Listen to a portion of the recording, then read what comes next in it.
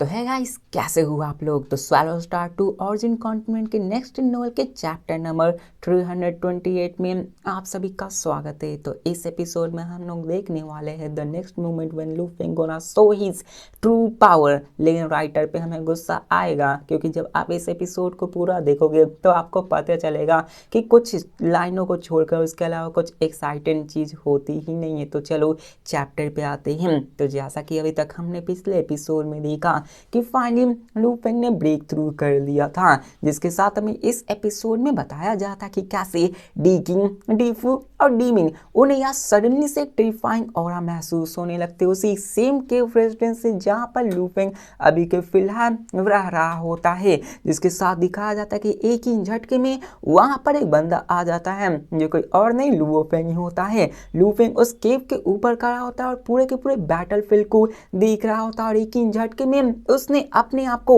कई सारे 23 identical clones में मल्टीप्लाई करके फॉर्मेशंस कर ली होती हैं और हर एक 23 लूप वो अलग अलग डायरेक्शंस में जाना शुरू कर देते हैं, वो बैटलफील्ड को स्कैन करने लगती हैं। अब यहाँ पे लूप अपने 23 क्लोन्स को स्कैटर करने के साथ डी किंग और डी फू और डी मिंग इन सबको ऑर्डर देते हुए कहता है कि केव के अंदर ही रहना, बाहर मत निकलना। जिसके साथ वो चला जाता है अपने सैर पे, जिसको दिनकर या डीफू पूरी तरह से अंधविश्वास में मतलब डिसबिलीफ में चला जाता है, जहाँ पे वो कहता है कि व्हाट, आखिरकार ब्रदर लूफी इतने सारे क्लोन्स को क्यों क्रिएट कर रहा है। क्योंकि हमें और आपको और साथ में डीफू को भी ये पता है कि जितने ज़्यादा आप क्लोन्स को क्रिएट करोगे उतनी ही आपकी पावर्स कम होती जाएगी हर एक क्लोन्स में, और जितने ज़्यादा क्लोन्स आप बनाओगे तो आपकी हर एक कॉन्शियसनेस पे उतना ही ज़्यादा भार पड़ने वाला है। आपकी एनर्जीज भी काफ़ी जल्दी जल्दी ड्रेन होने लगेगी, कॉम्बैट एबिलिटी काफ़ी ज़्यादा कम हो जाएंगी। तो आखिरकार लूफी ने इतने सारे क्लोन्स को बनाया है क्यों। अगर लूफी की स्ट्रेंथ की बात करें तो उसकी स्ट्रेंथ 3 पैलेस मास्टर जितनी भी आ जाए, लेकिन फिर भी यार इतने सबका करने का क्या फ़ायदा। ये स्ट्रैटेजी पूरी तरह से मीनिंगलेस है, क्योंकि अभी सिटी पे एक ओवरवेलमिंग अटैक हो रहा है। जिसके साथ डीमिंग भी कह सकते हो कि वो भी पूरी तरह से यार हैरान हो चुका था। जिसके साथ हमें यहाँ पे दिखाया जाता है कि वहाँ पर वो बात करने लगते कि परहैप्स ब्रदर लूफी के पास कुछ ऐसा होगा कि वो फाइट कर सकता है। मुझे लगता है कि ब्रदर लूफी अपने अंतिम क्षणों में लाइफ एंड डेथ का बैटल करना चाहता है। अगर मेरे पास भी पावर होती तो मैं भी वहाँ पे जाके उनसे जरूर लड़ता, लेकिन यहाँ तक का weakest low level human life forms भी मुझे आराम से क्रॉस कर सकता है। मेरे पास तो इतनी क्वालिफिकेशंस भी नहीं है कि मैं उन सबके साथ फाइट कर सकता हूँ। और इस लफ्जों को डीमिंग कहा होता है। ऑफ कोर्स डीमिंग काफी ज्यादा कमजोर होता है, वो अर्ली स्टेज में था, लेकिन एक अर्ली स्टेज के मॉन्स्टर को ही मार पाना या इसके लिए नेक्स्ट टू इम्पॉसिबल था, क्योंकि इन सबको ग्रुप बना के भी एक अर्ली स्टेज मॉन्स्टर्स को मारना पड़ता है। जिसके साथ हमें डीफू को दिखाया जाता है जो कि उन्हीं 23 क्लोन्स को गायब होते हुए देखता है, और यहाँ पे वो कहता है कि नहीं ऐसा नहीं है, ये लूफी का कोई भी तरीका नहीं है, ऐसा कभी भी लूफी करता ही नहीं है। मैंने लूफी को सदियों से देखा है, उसे छोटे से बड़ा होते हुए देखा है। अगर उसने कोई ऐसा मूव किया है तो जरूर उसके पास प्लान होगा ही। इसके साथ डी किंग भी अपने गहरे सोच में पड़ जाता कि आखिरकार लूफी क्या करना चाहता है। अब देखो फिलहाल में डी किंग के पास पावर है कि वो अर्ली स्टेज से फाइट करके उनको एलिमिनेट कर सकता है, लेकिन डी किंग के लिए जो कि मिड लेवल में है, जो कि मिड से भी ऊपर थोड़ा सा चला गया है, लेकिन उसके लिए भी अर्ली स्टेज को मार पाना थोड़ा सा नेक्स्ट टू इम्पॉसिबल तो नहीं कह सकते, लेकिन पॉसिबल है, लेकिन बहुत मेहनत करना पड़ेगा। अब इस मूवमेंट पे हमें लूफी को दिखाया जाता है जो कि अपने एक क्लोन को डान टावर के पास रख देता है, वहीं पे कुछ क्लोन्स को बाहर आउटसाइड में पेट्रोलिंग करने के लिए छोड़ देता है, और यहाँ पे हर एक क्लोन अपने आप को 11 और क्लोन में तब्दील कर देता है। मतलब कि पहले 23 क्लोन्स बनाए और कुछ क्लोन्स को उसने डान टावर पे छोड़े और कुछ क्लोन्स को उसने चारों तरफ पेट्रोल करने के लिए किए, तो उसी एक क्लोन के 11 और क्लोन बना दिए। मतलब कि उसकी पावर्स ऑल डिवाइड हो गई थी। जिसके साथ यहाँ पे 34 टोटल क्लोन्स हो चुकी थी, जो कि यूनान सिटी के रीजन्स के कोर एरिया की तरफ फैलना शुरू करती है और वो अपने आप को मेन की लोकेशंस के पास ही लाकर रखती है, जिसके साथ लू फेंग ने इसी स्ट्रैटेजी को फॉर्मुलेट किया था।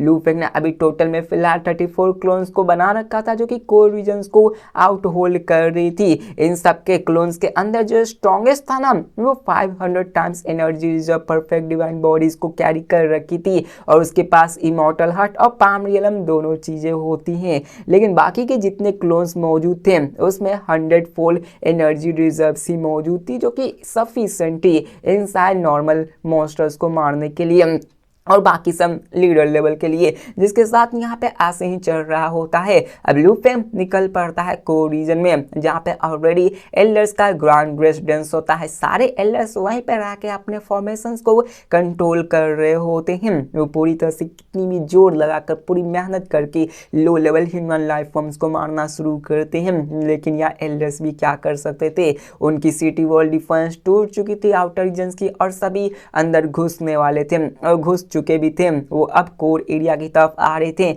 मेन उनका था कोर एरिया का डिस्ट्रॉय करना, क्योंकि कोर एरिया में ही सब चीज़ें, कोर एरिया एक बार तबाह हो गई तो मॉन्स्टर्स और भी जल्दी से घुस पाएंगे और यहाँ पर और भी जल्दी पूरे सिटी को तबाह कर दिया जाएगा। इसके साथ एनिमी कोर डिस्ट्रिक्ट की तरफ सीधे डायरेक्टली चलने लगता है। अब जैसे ही एल्डर्स यहाँ 4 अल्ट्रा लिमिट एंटिटीज को देखते हैं और साथ में उनके पास 2000 परफेक्शन गॉड एम्पर लेवल बेंग्स और साथ में 10 of thousands of later stage god emperor human life forms को देखते हैं जो कि कोर डिस्ट्रिक्ट की तरफ आ रही थी, तो यार एल्डर्स की भी फट के 4 हो चुकी थी, क्योंकि यार उनसे एक अल्ट्रा लिमिट संभल नहीं रहा था जो कि उनके अंदर ही मौजूद था। अब तो 4 आ चुके हैं, प्लस उनकी खुद की एक आर्मी आ रही है, तो आखिरकार ये कैसे संभाल पाएंगे। उन्होंने अभी तक यहाँ पे सिटी डिफेंस को इसलिए मैनेज कर रखा था क्योंकि उनके पास ये सिटी का एडवांटेज, और जब तक सिटी नहीं रहेगा वो कुछ नहीं कर सकते हैं। ये गैप इतना बड़ा है कि कोई कुछ नहीं कर सकता। इसके साथ वो लोग भी अपनी चीजें समझ जाते कि आज तो हम लोग मरने वाले, लेकिन तब तक भी वो हार नहीं मानते।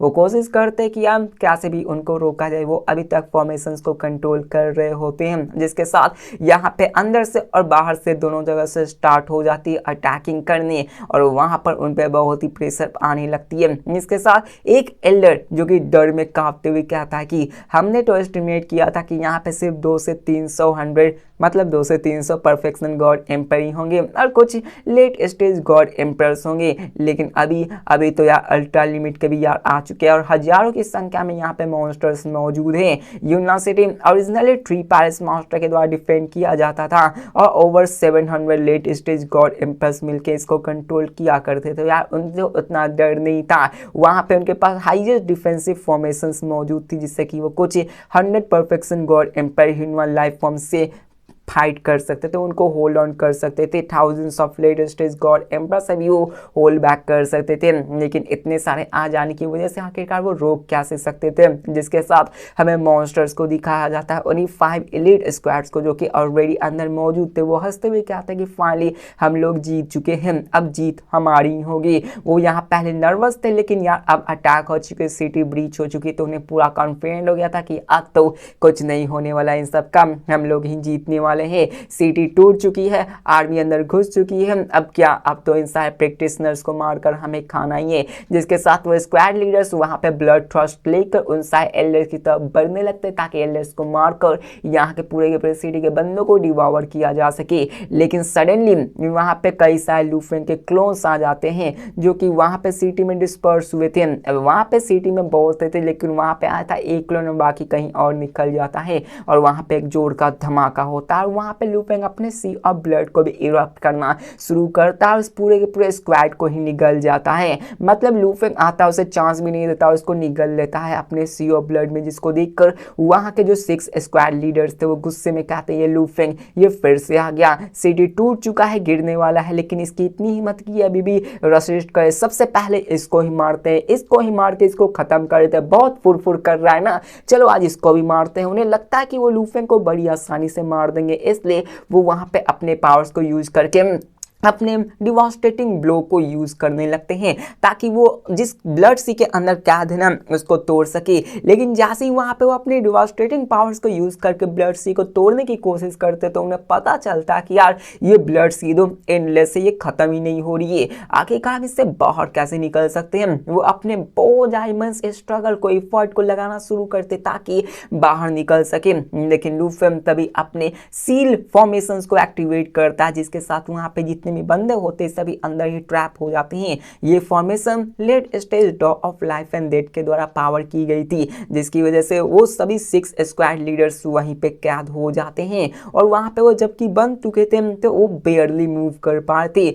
इतने धीरे कि जैसे कोई रेंगता हुआ केचुआ या फिर स्नेल कह सकते हो, उतने ज्यादा वो धीरे हो चुके थे। अब ऐसा नहीं है कि वो केचुए जितना धीरे हो चुके थे, उनकी स्पीड थी लेकिन यार उनकी स्पीड काफी कम हो चुकी थी, बहुत वो लूफेंग के चंगल से भाग ही नहीं सकते थे। इसके साथ लूफेंग अपने पावर्स को फॉर्मेशंस पे लगा के, प्योर एक्सटर्मिनेशंस पे लगा के एक स्क्वाड लीडर पे एक टाइम पे अटैक करता है। 6 थे लेकिन पहले एक को टारगेट करता है क्योंकि आपको पता होना चाहिए कि लीडर्स की पावर सच में काफी ज्यादा होती है, ये परफेक्शन लेवल पे है, ऊपर से इनकी वाइटैलिटी काफी ज्यादा है। इसलिए यहाँ पर लूफेंग को सबसे पहले एक को फोकस करके मारना होगा जिसकी वजह से वहां पे लूफेंग अपने एक्सटर्मिनेशन टेक्निक को यूज करके उस पर अटैक करता है जिसकी वजह से वो लीडर वाला बंदा वहीं पे चीखना चिल्लाना शुरू करता है। क्या सकता कि उसे बहुत बहुत ज्यादा दर्द होना शुरू होने लगता है, उसकी बॉडी धीरे धीरे डिसइंटीग्रेट होना शुरू करती है, उसकी वाइटैलिटी खत्म होना शुरू करती है, उसको रीजनरेट करने का भी टाइम नहीं मिलता क्योंकि इसके पास रीजनरेटिव एबिलिटी, क्योंकि पिछले एपिसोड में हमने देखा है कैसे लूफेंग ने जब इस पर अटैक किया था तो वो डिस्ट्रॉय तो हुए थे लेकिन वो फिर से रीजनरेट कर पाए थे क्योंकि उनके पास रीजनरेटिव एबिलिटीज मौजूद थी। लेकिन लूफेंग उनकी रीजनरेटिव एबिलिटीज को कंप्लीटली सप्रेस कर दिया होता है और वो और भी ज्यादा इरोड होना शुरू करता है। जितना यहाँ पे वो रिमेन मेंटेन भी नहीं कर सकते उतना ज्यादा लूफेंग उस पर अटैक करके उसको तोड़ना शुरू करता है। उसके फॉर्मेशन से वो और भी पावरफुल अटैक करने लगता है, उसके कोर तक को डैमेज करने लगता है जिसको देखकर हार्ट बीविचिंग वो पूरी तरह से डिसबिलीव में चला जाता है। उसने कभी भी अभी तक इमेजिन किया ही नहीं था कि जो वो खुद को इमॉर्टल मानता था, जो कि उसके बॉडी को डिस्ट्रॉय नहीं किया जा सकता था, एक मेयर ह्यूमन के द्वारा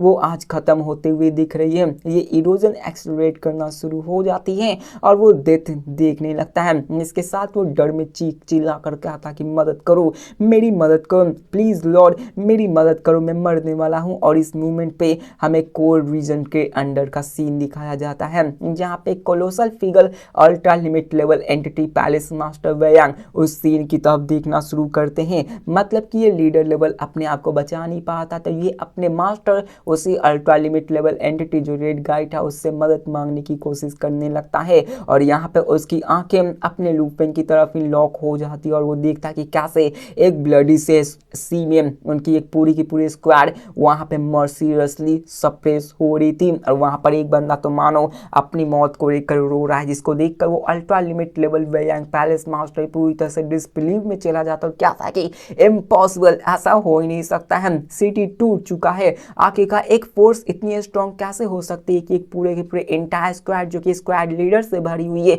उसको थ्रेटन कर सके। इसके साथ वहां पे और भी चीखें आना शुरू हो जाती है, मुझे बचाओ, मुझे बचा लो। लेकिन यहाँ पे हमें दिखाया जाता है कि वो किंग आता ही नहीं है, वहां पे उसकी आवाज पूरी तरह से गूंजने लगती है और सिर्फ यही आवाज आती है किंग और दम से साइलेंस। एक perfection god emperor level heart bewitching worm ऐसे ही खत्म हो जाता है जिसके बाद लूफेंग अपने बाउंडलेस सी ऑफ ब्लड को फिर से इमर्ज करता है। वहां पे अपने लूफेंग उसी लाइफ लिफ्ट कोर्स को देखता है, उसके कोर को सैटर कर देता है जहां पे लूफेंग क्या था कि मेरी डॉ ऑफ लाइफ एंड डेथ वो late stage god emperor late stage में चली गई है, लेकिन एक लीडर स्क्वाड से फाइट करना तो सच में ट्रबलसम है। और यहाँ पे लूफेंग को रियलाइज हो जाता है कि in low level in leaders level बेंग की जो वाइटैलिटी है वो कितनी ही ज़्यादा खतरनाक होती है। इन क्लोन्स के पास या मतलब इन सारे बॉडीज के पास वाइटैलिटी थी, लेकिन याद रखो लू फेंग की सिर्फ एक कमजोर सी क्लोन थी। इस क्लोन्स के पास ना ही कोई डिवाइन वेपन्स थी और साथ में लू फेंग की इसमें लिमिटेड एनर्जी रिजर्व भी थी। इसी कारण लू फेंग जो अपनी सीक्रेट टेक्निक्स को यूज करेगा ना, वो भी पूरी तरीके से लिमिटेड होता है, वो भी स्ट्रॉन्गेस्ट नहीं था। लू फेंग ये बात अच्छे से जानता था। इसमें सिर्फ 104 एनर्जी रिजर्व थी, इसलिए यार वो जो भी मूव को यूज करेगा वो उतनी ज्यादा पावरफुल नहीं होगी। लेकिन फिर भी लू फेंग एक स्क्वाड को मारने में कामयाब हो पाएगा या नहीं है तो हम देखने वाले, क्योंकि लू फेंग सिर्फ एक ही बंदे को मारा था, वहां पे 5 और मौजूद थे। इसके साथ यहाँ पे हमें दिखाया जाता है कि लू फेंग ने ऑलरेडी उनको पकड़ रखा था। अब यहाँ पे लू फेंग अपने ट्रेजर्स के बारे में भी बात करने लगता है कि ऑर्डिनरी वेपन्स तो मिलते हैं लेकिन वो मेरे लिए कुछ काम के नहीं है। इमॉर्टल हार्ट और पाम ड्यूलम यही 2 ऐसे ट्रेजर्स है जो कि मुझे अपने आप को पावरफुल बना सकते हैं।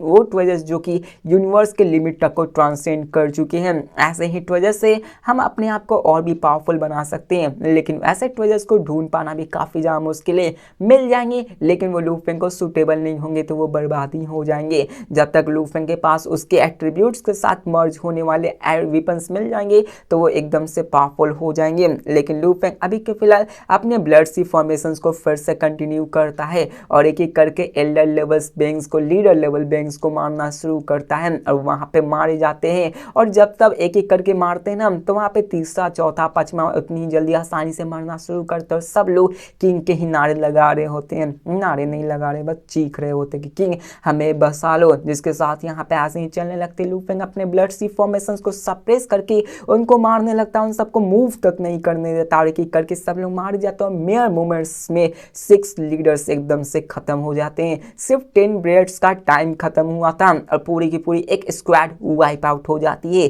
जिसके साथ यहाँ पे लू फेंग की नजर दूसरी तरफ जाती है जहां पे हमें दिखाया जाता है बाकी के रिमेनिंग 4 लीडर स्क्वाड्स को, जो कि इस चीज को देखकर पूरी तरह से पैनिक में चले जाते हैं। मतलब बंदों की फट सी गई थी क्योंकि उन्होंने अपनी आंखों से 6 बंदों, अपने ही जैसे बंदों को मरता हुआ देखा था, वो भी मर्सीलेस, वो कुछ नहीं कर पाए थे। और वहां पे उनके सामने कौन खड़ा था?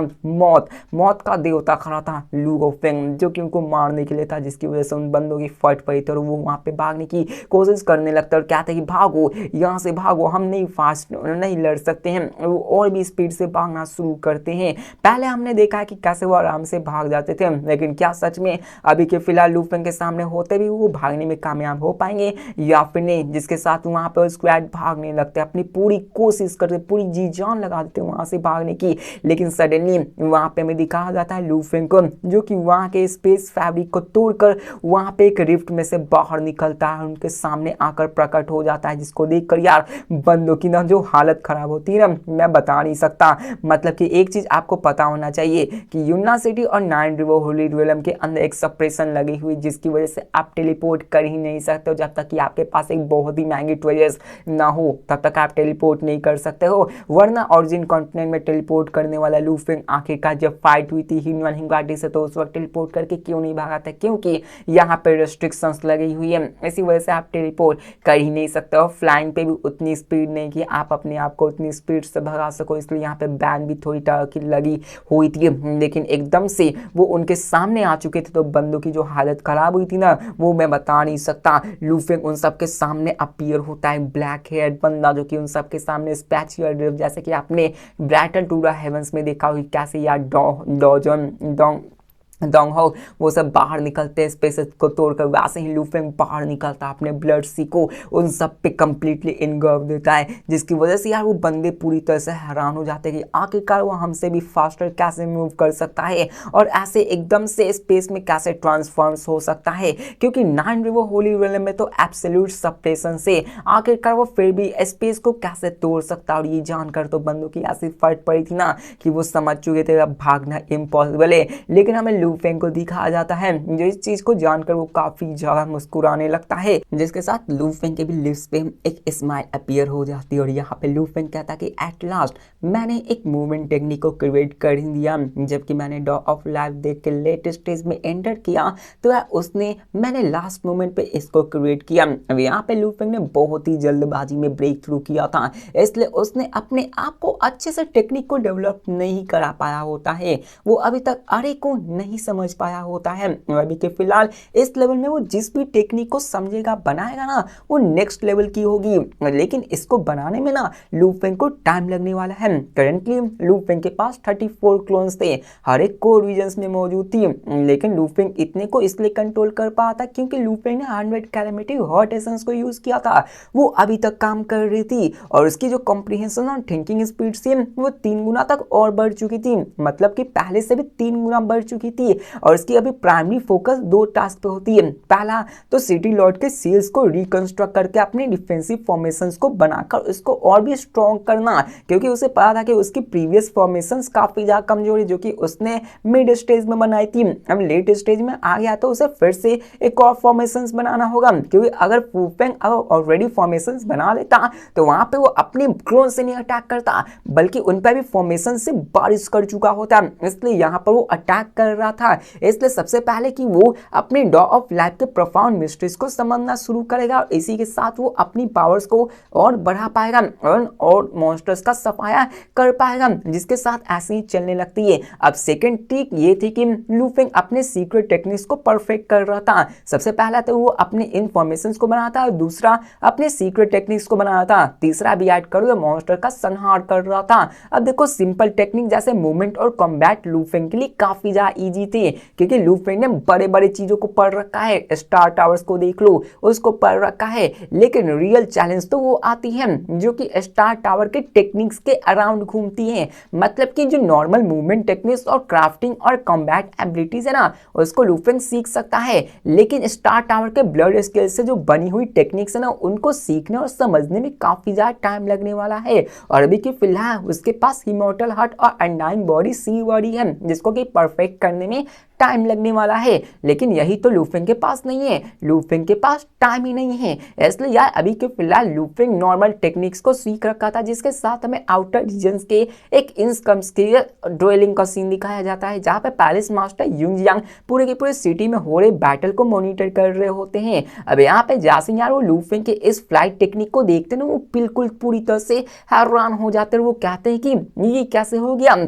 इसने एक्चुअली यहाँ के नान रिवर होली वेलम के स्पेस को तोड़कर वहां पे मूव किया, जिसको देखकर पैलेस मास्टर यांग की आंखें भी क्या ज्यादा चौंधिया गई थी कि ऐसे कैसे हो सकता है। और उसकी एक खुद की क्लोन्स एक स्क्वाड एक लीडर स्क्वाड को एनिलेट करने की कैपेबिलिटी रखती है, और वो कंफ्यूज हो जाते हैं कि क्या लू फेंग ने ऑलरेडी 2.5 लेयर्स ऑफ हिनवन डाओ को मास्टर कर लिया है। अब देखो 2.5 लेयर ऑफ हिनवन डाओ वो होता है जो कि आपको परफेक्शन गॉड के बाद मिलती है वही, लेकिन अभी लू फेंग इसको नहीं किया होता है। यहाँ पे ये भी हम जानते हैं कि नाइन रिवर होली वेलम में स्पेशल ट्रांसवर्सल करना इम्पॉसिबल होता है, नियरली इम्पॉसिबल होता है, बिल्कुल ही इम्पॉसिबल नहीं होता जैसे लू फेंग ने अभी किया ही। लेकिन अगर आपको ट्रांसवर्स करना तो आपको एक रेयर स्पेशल ट्रेजर्स की जरूरत है जो कि एक शॉर्ट डिस्टेंस टेलीपोर्टेशन को करता है, लेकिन ऐसे आर्टिफैक्ट्स काफी ज्यादा रेयर होते हैं जैसे कि अभी लू फेंग ने किया। तो यहाँ पर पैलेस मास्टर युंग अपने पीक में रह के कर सकते थे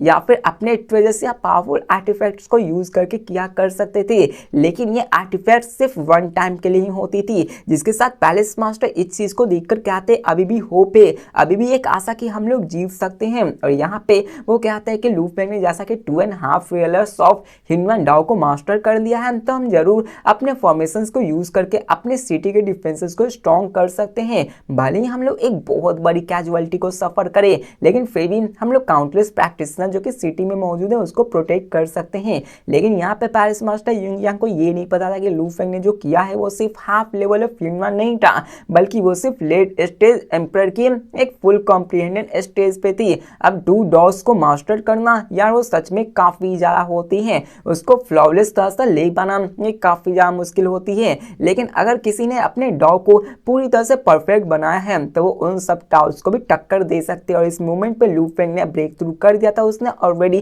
पैलेस मास्टर युंग के पीक लेवल तक को सरपास कर दिया होता है। मतलब लू फेंग ने जब ब्रेक थ्रू किया तो यहाँ पे Lu Feng palace master Yung के पीक लेवल पावर हाउसेस तक को सरपास कर दिया होता है। अगर वो पीक पे भी आ जाए तो लू फेंग का वो घंटा कुछ नहीं उखाड़ पाएंगे जब तक कि उनके पास एक बहुत ही पावरफुल ट्रेजर्स ना हो। लू फेंग के पास ऑलरेडी है, तो लू फेंग को अभी किसी से डर नहीं लगने वाला है। इसके साथ यहाँ पे ये सब चलने लगती है और इस मूवमेंट में जब से लू फेंग ने ब्रेक थ्रू किया है तो यार लू लूफेन के पास भी एक चांस आ चुका है। और अभी के फिलहाल आगे क्या होगा हम लोग तो नेक्स्ट एपिसोड में देखने वाले हैं। मतलब मैंने जो बोला था कि यार आप लोग डिसअपॉइंट होंगे क्योंकि चैप्टर उतना ज़्यादा इंटरेस्टिंग नहीं था। इंटरेस्टिंग था, लूफेन ने पावर दिखाया, लेकिन थोड़ी और लंबी बनानी चाहिए थी। अब मेन फाइट हो सकता है कि कल देखेंगे, क्योंकि यार कल ही फॉर्मेशंस क्रिएट होंगी और कल ही फाइटिंग शुरू होगी, कल ही अल्ट्रा लिमिट को मारा जाएगा। अभी 3 4 5 6 एपिसोड्स और चलने वाली मुझे लगता है। तो मिलते हैं नेक्स्ट वीडियो में, तब तक के लिए बाय।